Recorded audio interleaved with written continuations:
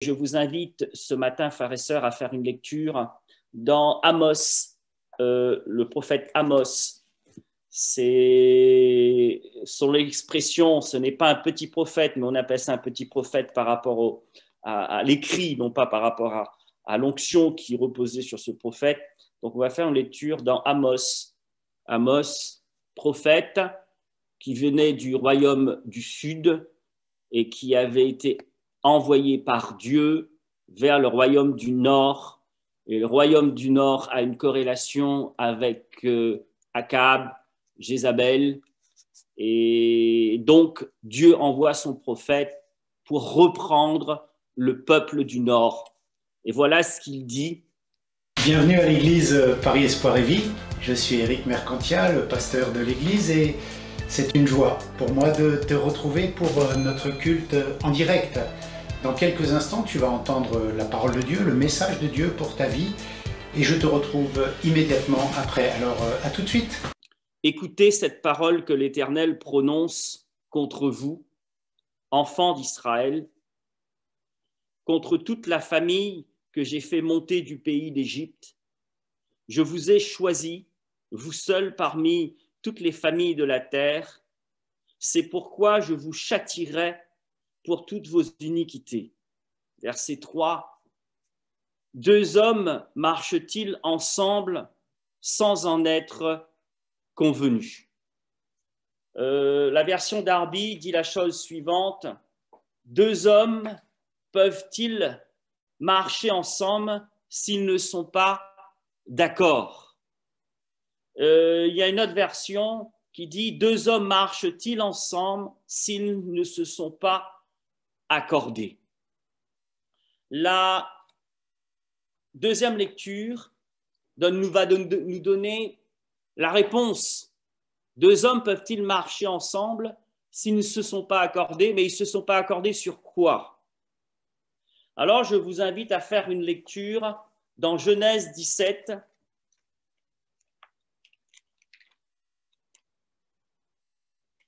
à partir du verset 1er jusqu'au verset 2. Dieu parle à Abraham avant qu'il ne devienne Abraham, il le deviendra juste après. Lorsque Abraham fut âgé de 99 ans, l'Éternel apparut à Abraham et lui dit: Je suis le Dieu Tout-Puissant, marche devant ma face et sois intègre.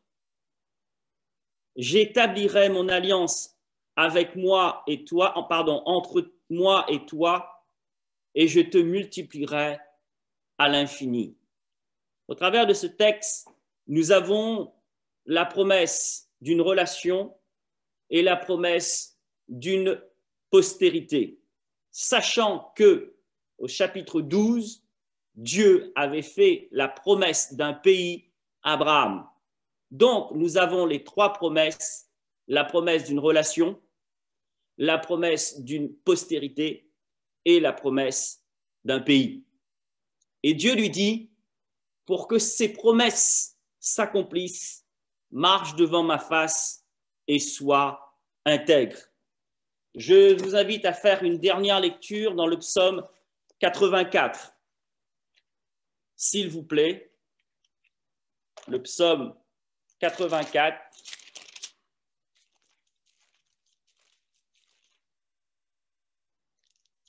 À partir du verset 10, le psaume 84 à partir du verset 10. Toi, qui es notre bouclier, vois, ô Dieu, et regarde la face de ton oint. Mieux vaut un jour dans tes parvis que 1000 ailleurs. Je préfère me tenir sur le seuil de la maison de mon Dieu, plutôt que d'habiter sous les tentes de la méchanceté. Car l'Éternel, Dieu, est un soleil et un bouclier. L'Éternel donne la grâce et la gloire. Il ne refuse aucun bien à ceux qui marchent dans l'intégrité. Éternel des armées, heureux l'homme qui se confie en toi. Amen. Nous allons incliner nos cœurs et prier pour que, par sa grâce, par l'action de son esprit, Dieu nous aide à comprendre et à aller de progrès en progrès dans ce qu'il nous demande de faire, parce que la bénédiction repose sur notre relation, une relation fidèle et intègre avec notre Père. Seigneur, merci pour ta parole. Père, tu nous demandes à chacun d'entre nous de marcher devant ta face. Nous avons peut-être, Seigneur, accompli déjà plusieurs années devant ta face depuis notre conversion, mais cette vérité est toujours d'actualité. Tu nous invites à marcher devant ta face et d'être intègre. Seigneur, c'est ton royaume, c'est ton pays et c'est toi qui fixes les règles. Ce n'est pas nous, c'est toi. Tu es le Dieu omniscient, omnipotent, omniprésent. Tu es tout puissant. Toute autorité, Seigneur, repose en toi et tu as donné à ton Fils Jésus-Christ toute autorité. Et nous sommes le troupeau de ton pâturage. Nous l'avons lu tout à l'heure, l'Éternel est mon berger, je ne manquerai de rien. Oui, Seigneur, je ne manquerai de rien, à condition que je marche devant ta face et que je sois intègre, parce que la bénédiction vient de toi. Et ce sont les bénédictions de l'Éternel qui enrichissent. Alors bénis ta parole, bénis surtout nos cœurs, pour que ce cœur, Seigneur, soit sensible, que notre foi, Seigneur, soit sensible à ta parole et que notre foi acquiesce, que notre foi accepte cette parole afin, Seigneur, de triompher et de triompher à ta gloire. Dans le très bon nom de Jésus-Christ. Amen. Tout à l'heure, pendant la louange et pendant cette sainte scène et ce moment de prière, j'ai cette pensée au plus profond de moi-même que j'aimerais partager avec vous. Et je loue le Seigneur de ce que nous sommes les enfants de Dieu et le troupeau du pâturage de Dieu et de l'Éternel. Frères et sœurs, Dieu nous a appelés. Et vous savez tous, vous avez voyagé. Lorsque vous rentrez dans un pays, la plupart du temps, on vous demande une carte d'identité ou votre passeport pour déjà identifier qui vous êtes. Et lorsque vous rentrez dans ce pays, le pays est régi par des règles instituées par le gouvernement. Frères et sœurs, nous sommes des pèlerins sur cette terre. Notre royaume n'est pas d'ici. Nous sommes dans le royaume de Dieu. Nous vivons dans ce monde, mais nous ne sommes pas de ce monde. Si ce matin, au plus profond de notre cœur, nous confessons que nous sommes fils et filles de Dieu, nous sommes donc dans le royaume de Dieu. Vous êtes d'accord avec moi? Donc, si vous êtes d'accord avec moi, vous allez aussi être d'accord avec ce que je vais dire en disant qui fixe les règles de ce royaume? Ce n'est pas nous, c'est Dieu. Et nous savons que Dieu est amour. Pourquoi? Parce qu'il a donné son Fils unique Jésus-Christ, ce qu'il avait de plus cher pour que nous soyons sauvés de la maison de servitude, du péché. Si Dieu est bon, et Dieu est bon, il est amour, il veut ce qu'il y a de mieux pour nous. Donc, dans ces conditions, nous allons dire à Seigneur, Seigneur, j'accepte de marcher devant ta face et je suis d'accord avec toi. Au regard de ce verset de Amos, est-ce que deux hommes peuvent marcher ensemble s'ils ne se sont pas accordés? En introduction à ma prédication, j'ai parlé d'une pièce de théâtre anglaise, et cette pièce de théâtre a comme titre A Man of Season. A Man for all seasons. Ça veut dire quelqu'un pour toutes les saisons. Et dans cette pièce, il est parlé de l'histoire d'un homme qui est resté intègre. Et le thème de cette pièce Et le suivant, y a-t-il dans ce monde un homme ou une femme dont on ne peut pas acheter l'intégrité? Et dans cette même pièce, donc, il est dit que tout homme a un prix, ou toute femme a un prix, soit en argent, soit en plaisir, soit en gloire, soit en biens matériels, soit quelque chose d'autre. Mais quand nous avons lu ce texte de la parole de Dieu et que Dieu nous demande d'être intègre, cela signifie que normalement pour l'enfant de Dieu, son intégrité n'a pas de prix. Et c'est pour cette raison que Dieu nous demande d'être fidèles à l'alliance que nous avons faite avec lui lors de notre baptême. Donc nous avons lu ce texte de Genèse. Paul reprendra exactement la même vérité et formulera autrement en Éphésiens 4:1. Je vous exhorte donc, moi, le prisonnier dans le Seigneur, à marcher d'une manière digne de la vocation qui vous a été adressée. Alors, j'aimerais vous poser une question. Pensez-vous, frères et sœurs, qu'une relation entre deux personnes peut être viable, peut durer dans le temps, si ces personnes ne se respectent pas?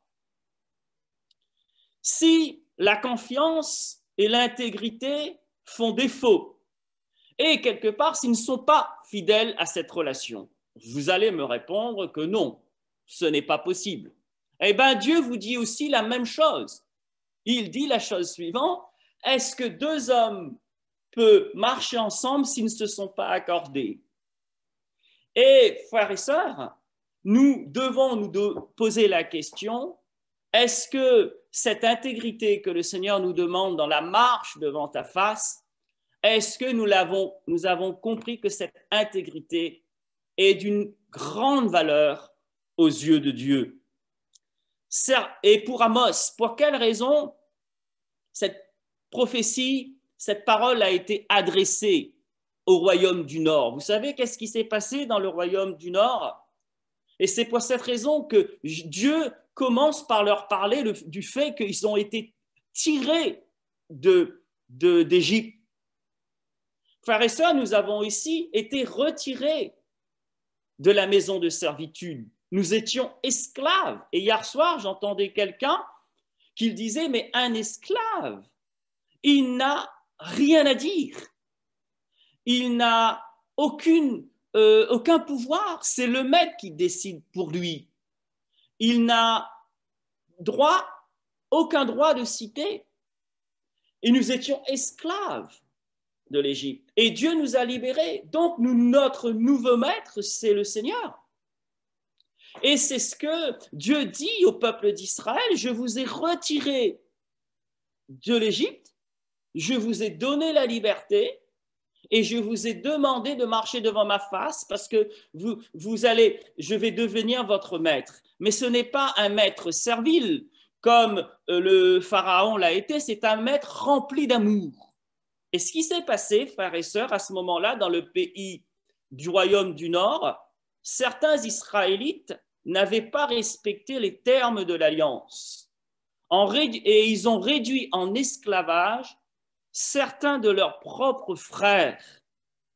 Donc, ils ont commis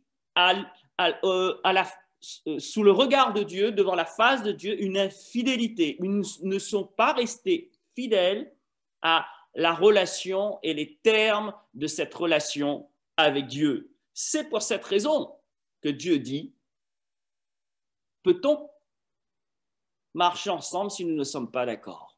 Ou peut-on continuer à marcher ensemble si en cours de route on change les règles?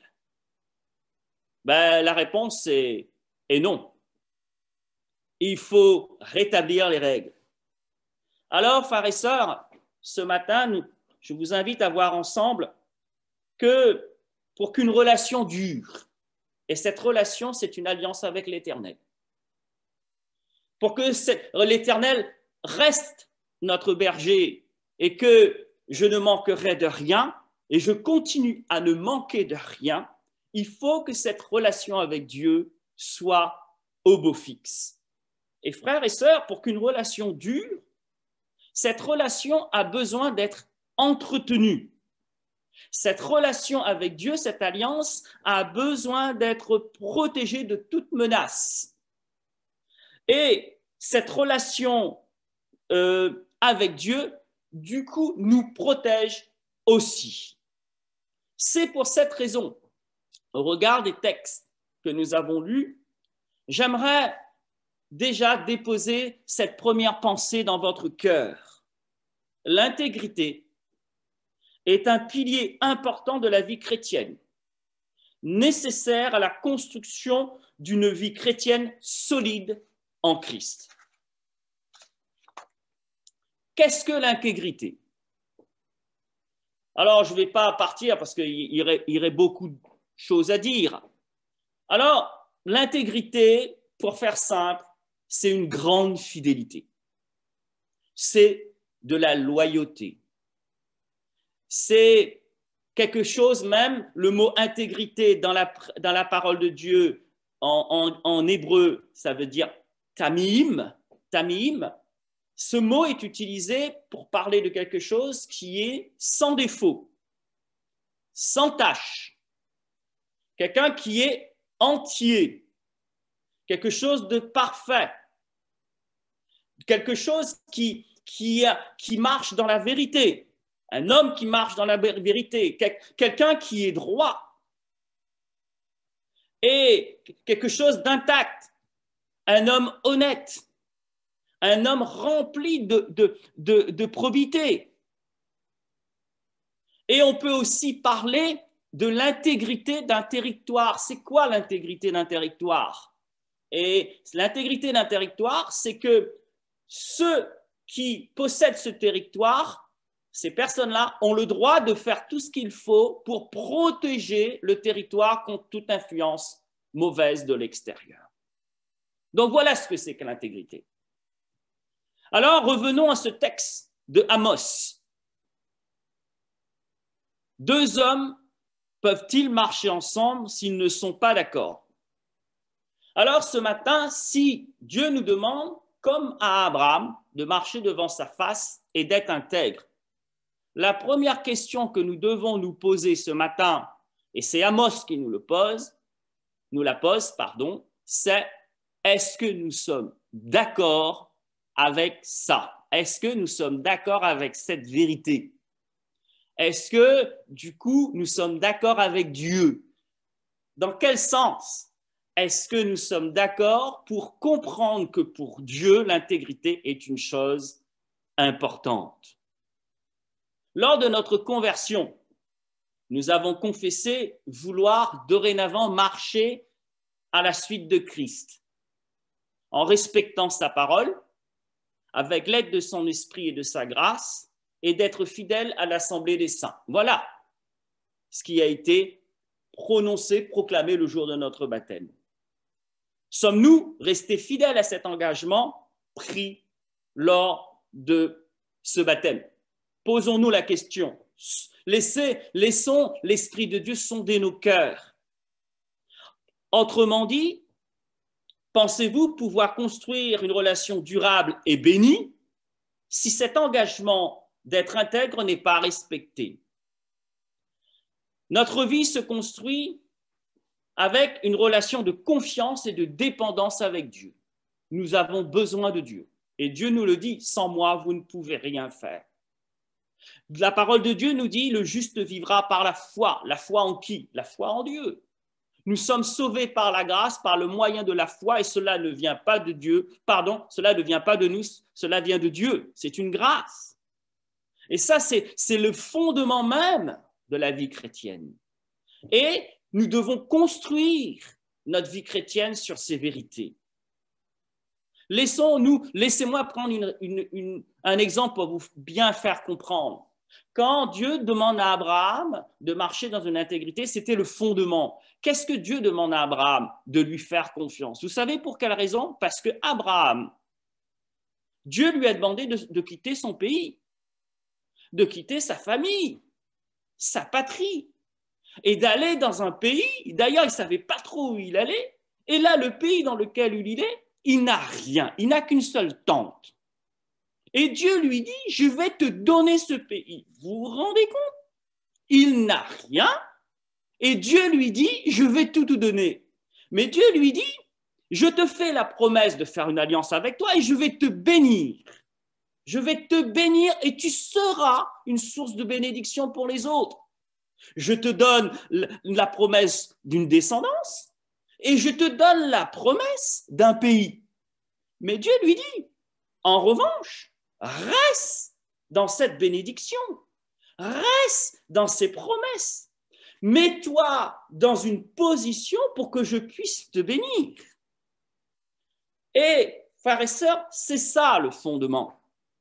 Lorsque nous nous engageons dans la vie chrétienne, Dieu sait pertinemment que nous ne sommes pas les champions du monde, que nous ne sommes pas parfaits. Il sait de quoi nous sommes faits. Il sait que nous sommes faibles. Mais ce qu'il cherche, c'est un engagement de notre cœur. Tout d'abord, est-ce que nous sommes d'accord avec Dieu? Est-ce que, autrement dit, sommes-nous d'accord pour respecter les règles fixées par Dieu? Ça, c'est la première chose. Parce que si vous n'êtes pas d'accord, si vous rentrez dans le royaume de Dieu et que vous ne voulez pas respecter les règles, mais implicitement, vous vous excluez du royaume. Et Dieu connaît chacun d'entre nous et il connaît aussi ceux qui lui appartiennent. Donc, frères et sœurs, être intègre est un fondement important. Pour quelle raison?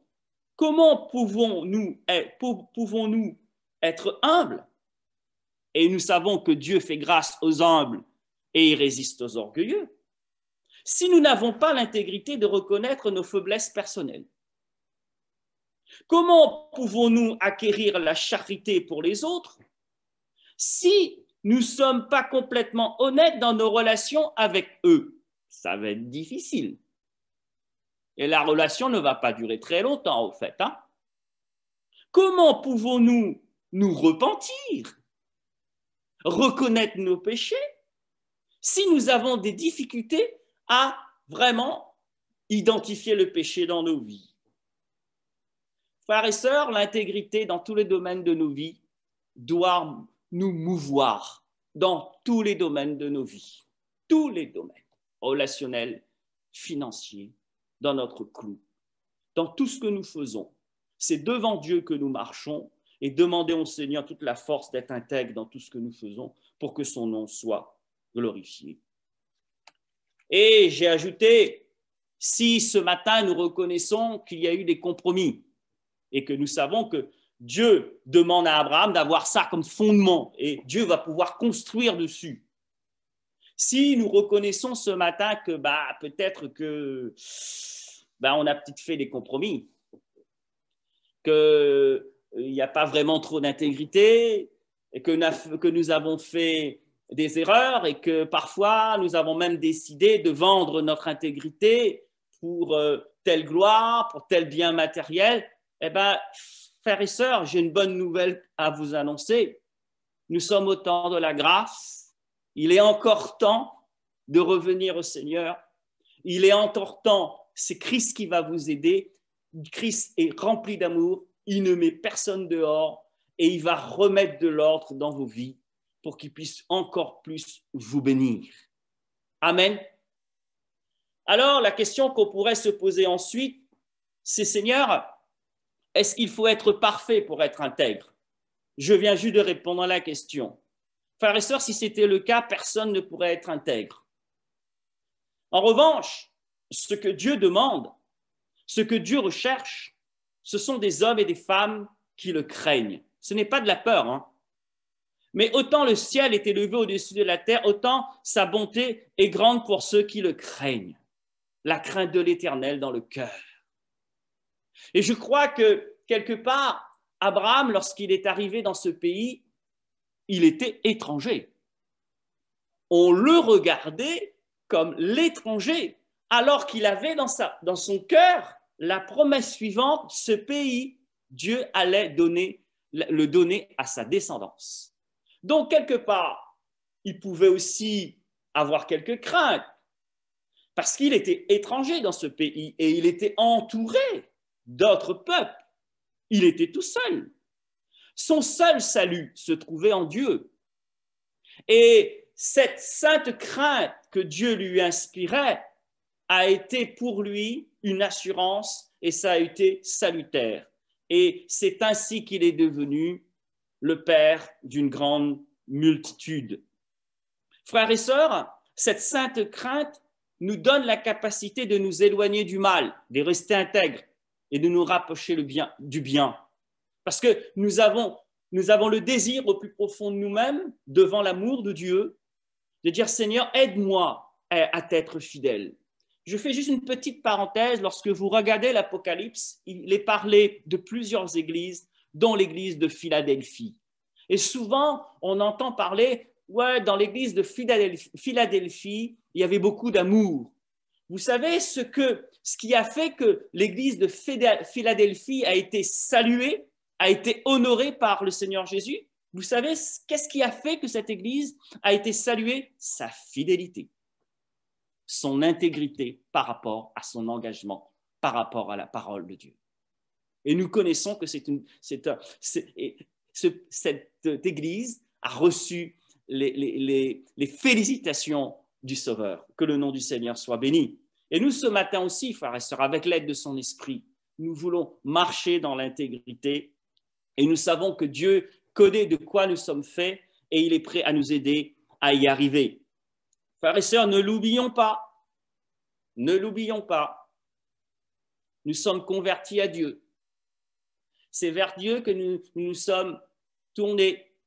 C'est à Dieu que nous avons donné notre vie. C'est avec lui que nous avons fait alliance. C'est lui qui a tout accompli pour que nous soyons bénis. Alors ce matin, frères et sœurs, je crois que la moindre des choses, c'est de dire Seigneur, prends toute la place et aide-moi à marcher devant ta face et à rester intègre. Amen. Donc, j'aimerais aussi rajouter une chose, frères et sœurs, l'intégrité, et c'est cette pensée-là qui est dans mon cœur depuis tout à l'heure. Nous sommes les enfants du royaume de Dieu. Et les règles qui régissent ce royaume sont édictées par Dieu le Père, par le Fils, et l'Esprit nous aide à l'accomplir. Nous pouvons nous retrouver dans des situations où les codes ou les règles qu'on nous demande auxquelles nous demande d'obéir ne soient pas en accord avec les règles édictées par Dieu. Frères et sœurs, obéir et être intègre selon l'Éternel implique une vie morale élevée, au-dessus de ce monde dans lequel nous vivons. C'est pour cette raison qu'on va avoir des difficultés lorsque nous allons vouloir être intègres. Néanmoins, j'aimerais attirer votre attention sur le fait que l'homme ou la femme qui décide d'être intègre acquiert une détermination et une discipline qui surpassera toutes les passions, qui surpassera toutes les émotions physiques, qui va les permettre d'être qualifiés afin d'être plus que vainqueurs, même si les circonstances sont difficiles. Et je vais prendre un exemple. Je vais prendre l'exemple de Job. Et il est dit dans Job 1, verset 1, il y avait dans le pays d'Uz un homme qui s'appelait Job. Et cet homme était intègre et droit. Il craignait Dieu et se détournait du mal.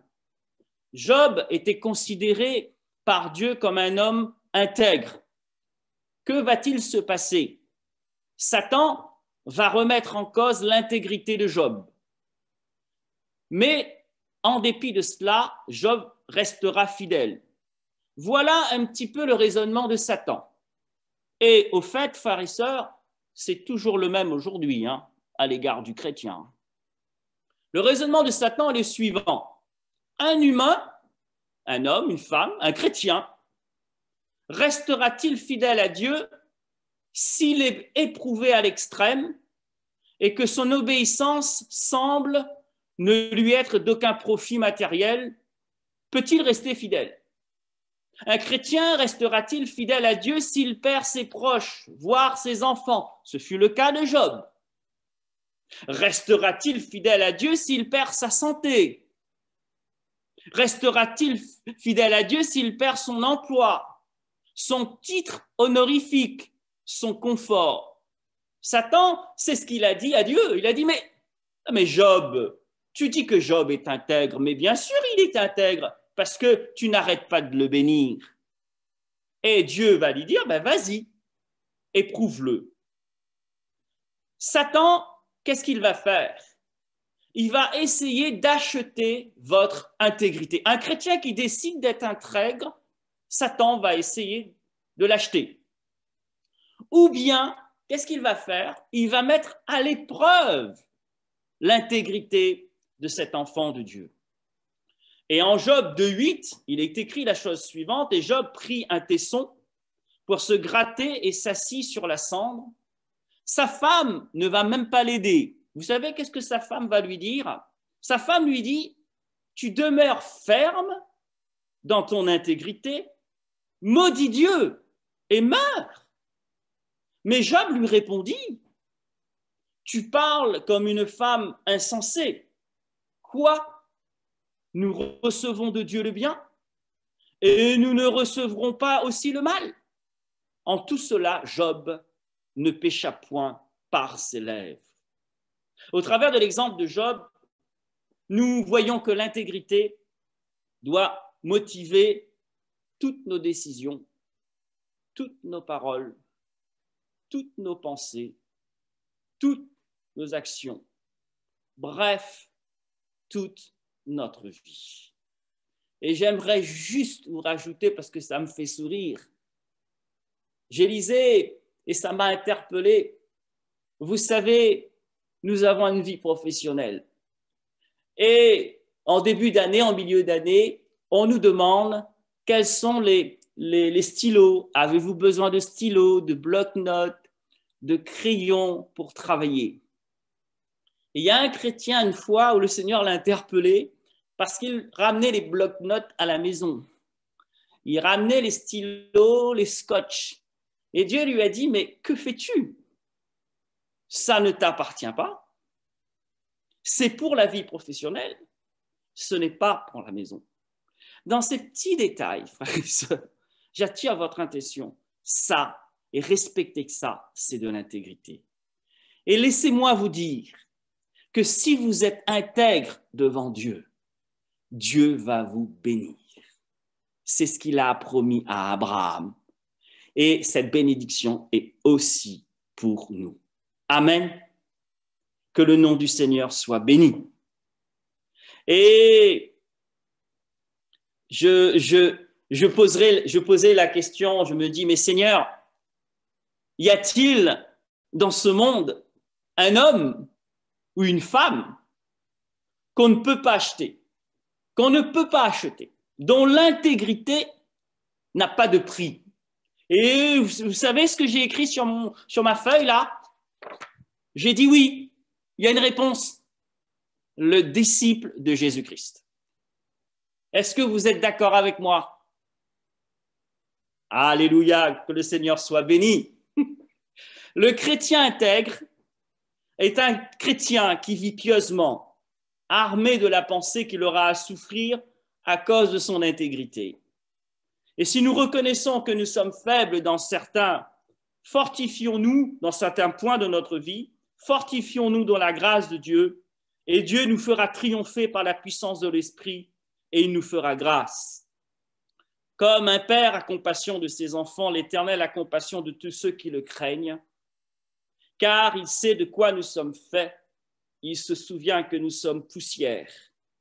L'Éternel fait grâce, il est rempli de compassion, il est lent à la colère et riche en bonté. Amen. Frères et sœurs, je terminerai cette première partie en vous disant la loyauté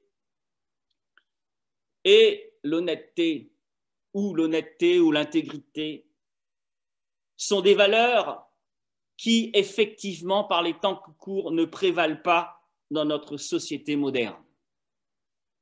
La fin justifie les moyens. On veut y arriver coûte que coûte, quitte à donner un coup de main au Seigneur parce que ça n'arrive pas assez vite, comme si le Seigneur était en retard. Frères et sœurs, laissez-moi vous dire que le Seigneur n'est jamais en retard. Il est bon, il maîtrise le temps et tout ce qu'il fait est parfait. La seule chose qu'il nous demande, c'est de lui faire confiance. De lui faire confiance. Dans le psaume 37, il est écrit la chose suivante: ne t'irrite pas contre le méchant, n'envie pas ceux qui font le mal. Fais de l'Éternel tes délices, et il te donnera ce que ton cœur désire. Et il est aussi écrit: et le pays pour demeure, et la fidélité ou l'intégrité comme nourriture. David dit dans le psaume 119, si dans ma misère, si dans les difficultés dans lesquelles je me trouve, et il parle de misère, c'est-à-dire que là, c'était costaud, quoi, c'était dur. Si dans ma misère, ta parole n'avait pas fait mes délices, j'aurais péri. Autrement dit, plus ça chauffe, plus c'est dur, restons fidèles à notre Dieu.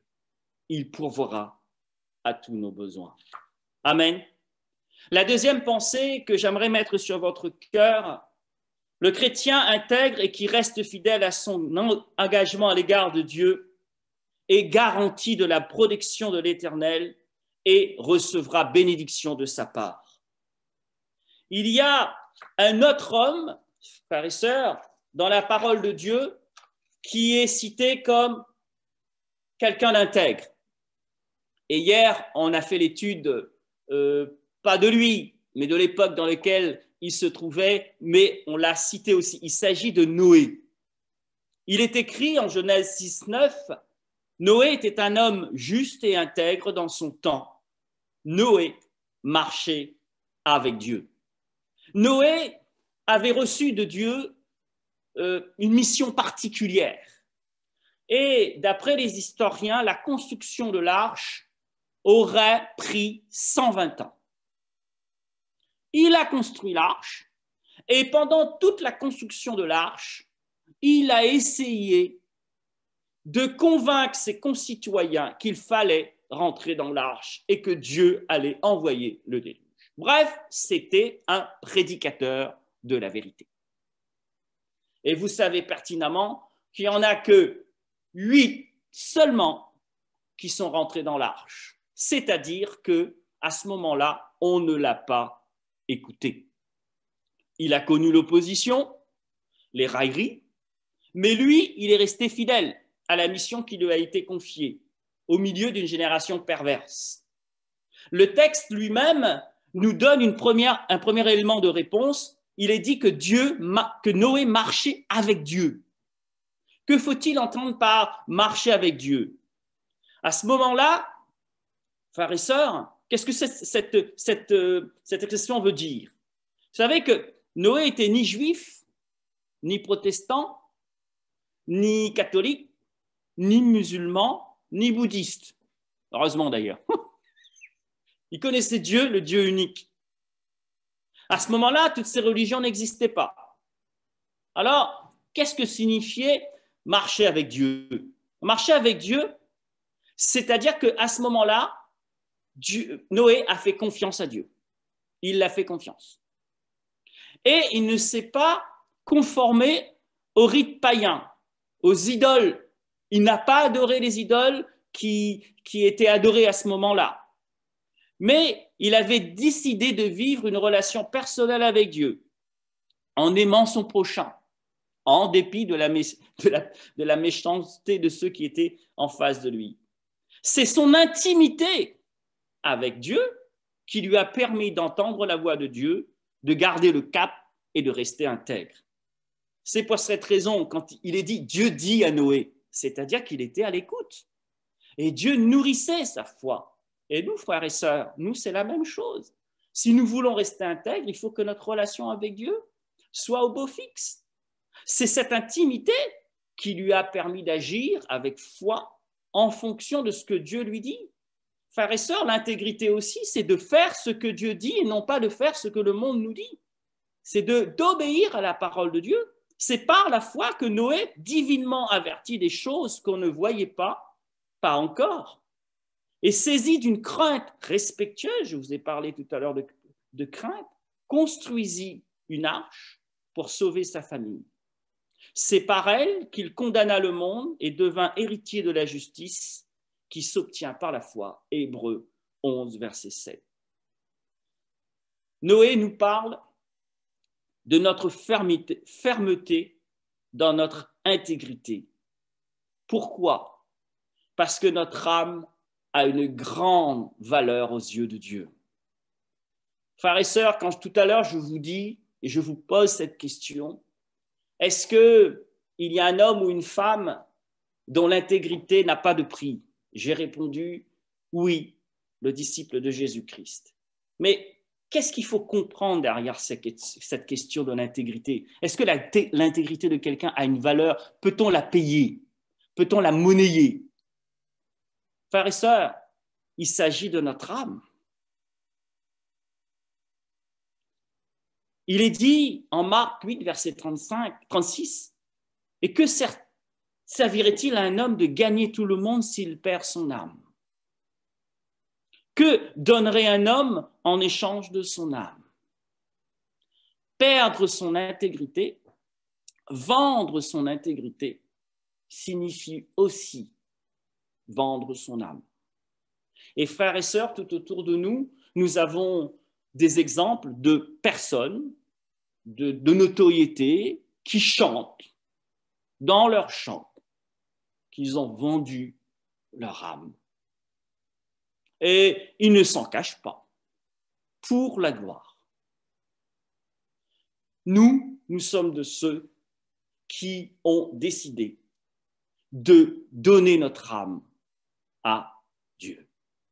Et le berger de notre âme, c'est Christ. Amen. J'aimerais aussi, frères et sœurs, vous dire que l'intégrité est une source, et la source d'une grande récompense de la part de Dieu. Je vous ai parlé de Job, je vous ai parlé de Noé. Bon, que le Seigneur soit béni, je ne peux pas le dire autrement parce que la parole de Dieu met en avant leur intégrité. Mais l'exemple suprême, c'est qui? C'est Christ. Vous êtes d'accord avec moi? Mais celui qui est venu sur la terre pour nous donner un modèle d'intégrité parfaite, c'est notre Seigneur Jésus, Dieu incarné. Et j'aimerais attirer votre attention, Philippiens 2,9, c'est à cause de son humiliation qu'il a été souverainement élevé. Il est resté intègre, il est allé jusqu'au bout. Et ayant paru comme un simple homme, il s'est humilié lui-même, se rendant obéissant jusqu'à la mort, même jusqu'à la mort de la croix. C'est pourquoi aussi Dieu l'a souverainement élevé et lui a donné le nom qui est au-dessus de tout nom.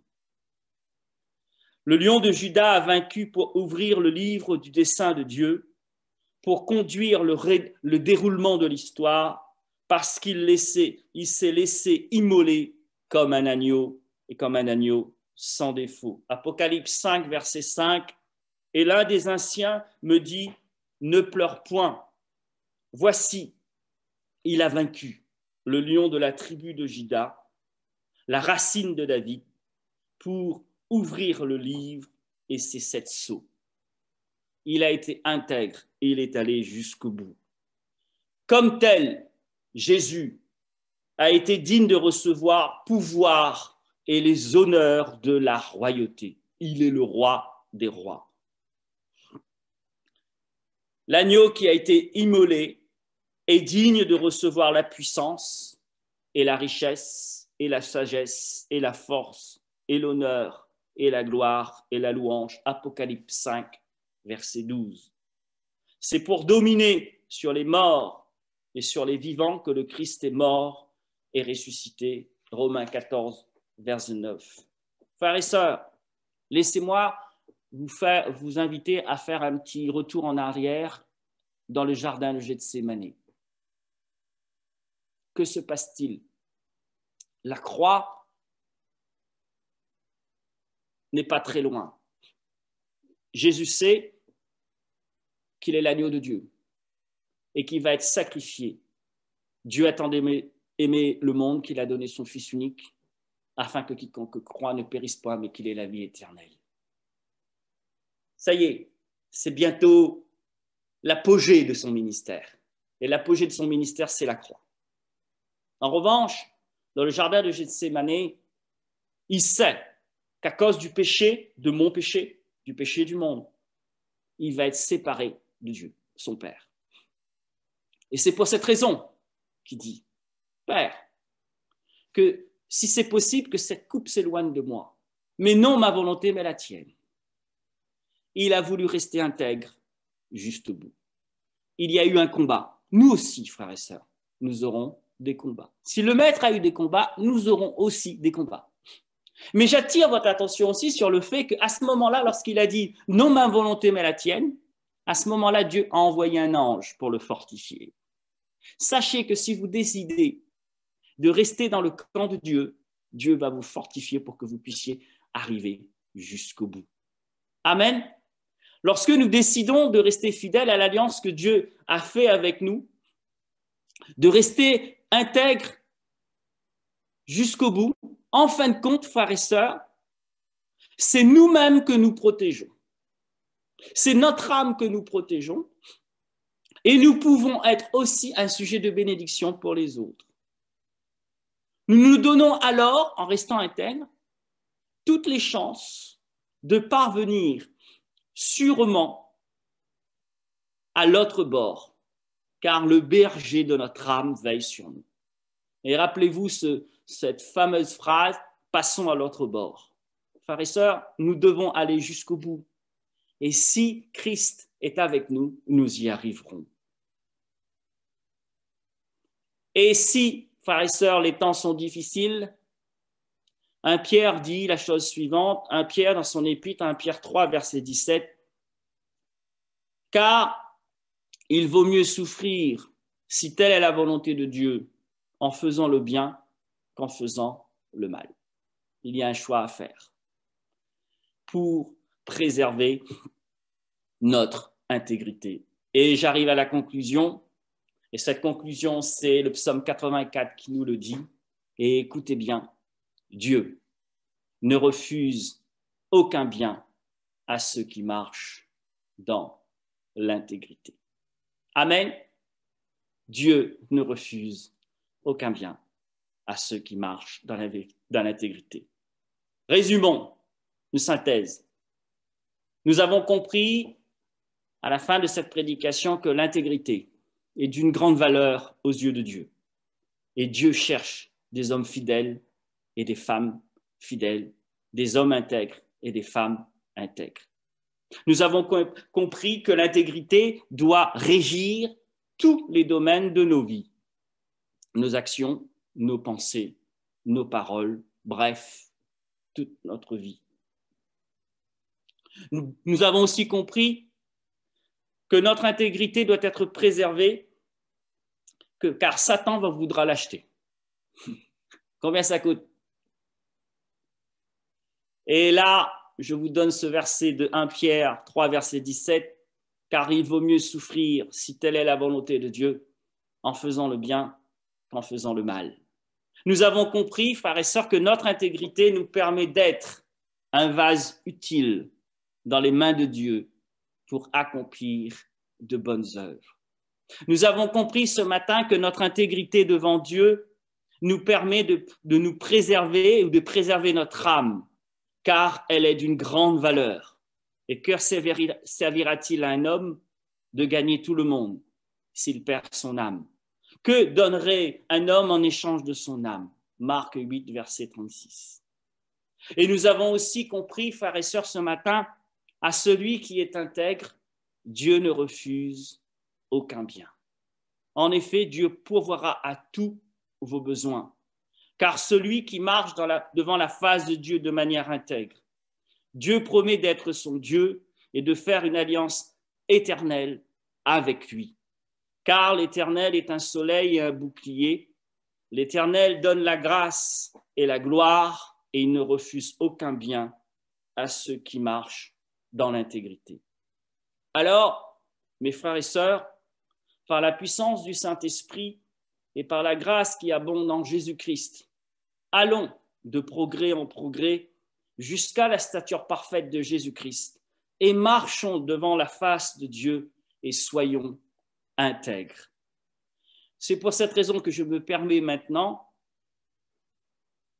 de vous dire, à l'orée de cette nouvelle année 2021, parce qu'il est encore temps, on est au mois de janvier, permettez-moi de vous souhaiter mes meilleurs vœux.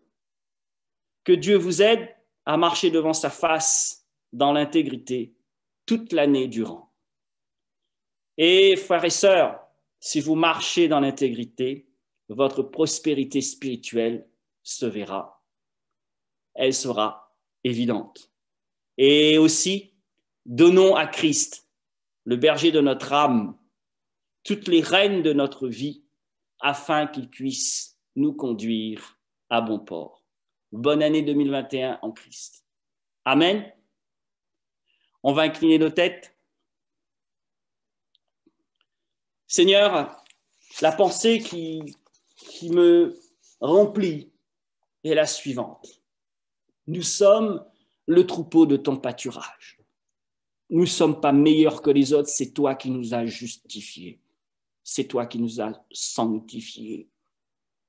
Mais par ta grâce, par la puissance de ta grâce, par la puissance de ton esprit, par Jésus-Christ et tout ce qu'il accomplit à la croix, tu veux que nous marchions, Seigneur, de progrès en progrès. Et tu nous demandes de marcher devant ta face et d'être intègre. Seigneur, ce n'est pas nous qui fixons les règles. Nous l'avons compris, ce n'est pas facile. Cela ne va pas être facile. Parce que nous vivons dans un monde qui gît sous la puissance du mal. Et dans ce monde, les moyens, Seigneur, la fin justifie les moyens. Nous, Seigneur, nous ne sommes pas, Seigneur, de ce monde. Nous sommes dans ce monde, mais nous ne sommes pas de ce monde. Nous sommes dans ton royaume. Et les règles qui régissent, Seigneur, ton royaume, ce sont des règles d'une valeur ou d'une valeur morale élevée, parce que tu es un Dieu saint. Et Seigneur, celui qui décide de marcher devant ta face et d'être intègre ne regrettera jamais sa décision. Alors, je te prie ce matin de bénir mes frères et sœurs, de nous bénir, de renouveler notre intelligence. Seigneur, aide-nous à reconnaître, Seigneur, nos défauts. Aide-nous à reconnaître, Seigneur, à être intègre, à reconnaître si nous avons fait de mauvais choix. Et Seigneur, tu es doux et bon pour nous pardonner et rectifier les choses parce que nous sommes au temps de la grâce. Merci parce que, Seigneur, tu n'es pas un Dieu cachetier, tu ne caches pas les choses, tu es vrai, tu es clair, ta parole est claire, les règles sont claires, Seigneur, elles sont posées et tu nous demandes, ô Seigneur, de bien peser cette question que tu as posée au peuple d'Israël au travers du prophète Amos. 2 hommes ou 2 femmes ou 2 personnes ou un groupe de personnes peuvent-elles marcher ensemble si elles ne se sont pas accordées? Et cette règle, Seigneur, prévaut aussi de notre marche avec toi.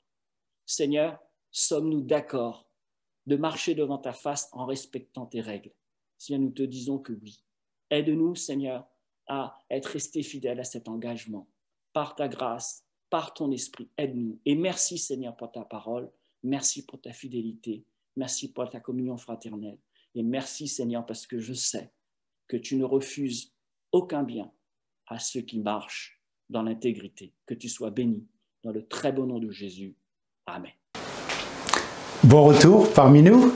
J'espère que tu as été béni par la parole de Dieu, que tu as vécu un instant de communion avec Dieu, et je t'invite à aller encore plus loin.